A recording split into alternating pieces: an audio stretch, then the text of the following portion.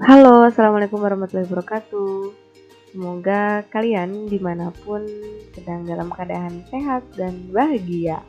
Oke, bertemu lagi dengan Ibu Neyusa Ramadhani pada mata pelajaran PIPAS atau Proyek Ilmu Pengetahuan Alam dan Sosial. Pada pertemuan kali ini kita akan membahas materi tentang sifat dan perubahan zat. Apa aja sih yang akan dibahas atau tujuannya apa sih untuk pembelajaran kali ini, yaitu menjelaskan sifat dan perubahan suatu zat. Sifat zat itu dibagi menjadi dua, yaitu ada sifat fisika dan sifat kimia.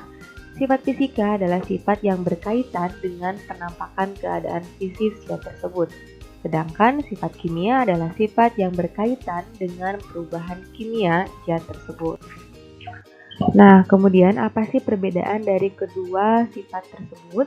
Yang pertama adalah sifat fisika dilihat dari wujud zatnya, yaitu contoh es batu yang didiamkan pada ruangan terbuka lama-kelamaan akan mencair.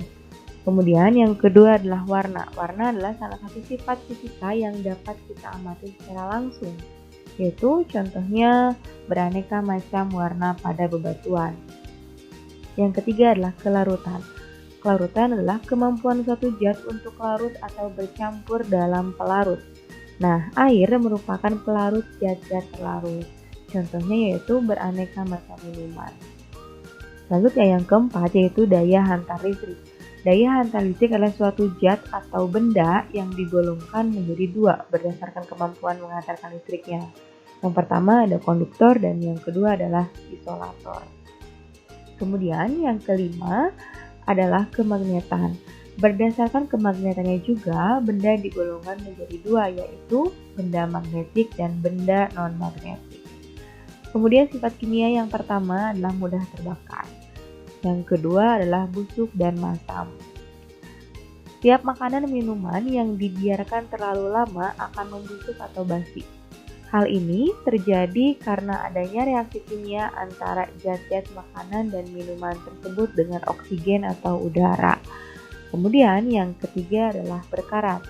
Nah, kenapa sih ini bisa berkarat? Karena adanya reaksi antara logam, air, dan udara serta oksigen yang dapat menimbulkan karat pada logam tersebut.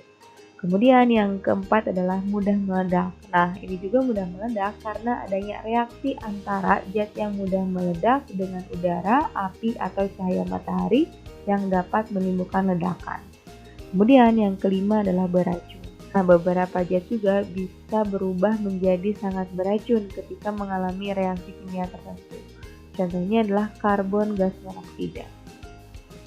Kemudian ada perubahan zat. Nah, perubahan zat juga ada dua, yaitu perubahan zat fisika dan perubahan zat kimia.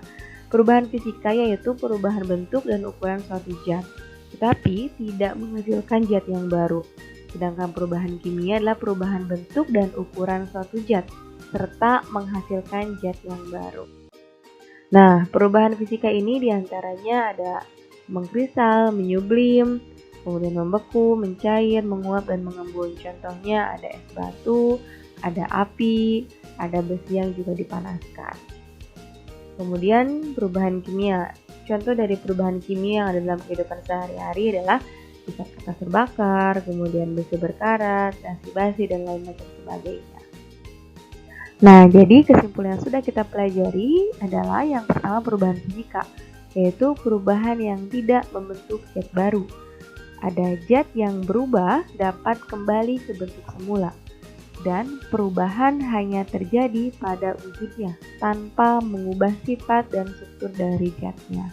Sedangkan perubahan kimia yang pertama adalah perubahan yang terjadi dapat membentuk zat. Kemudian zat yang berubah tidak dapat kembali ke bentuk semula, dan terjadi perubahan pada sifat dan struktur zat. Oke, cukup sekian pembelajaran hari ini. See you next video. Bye!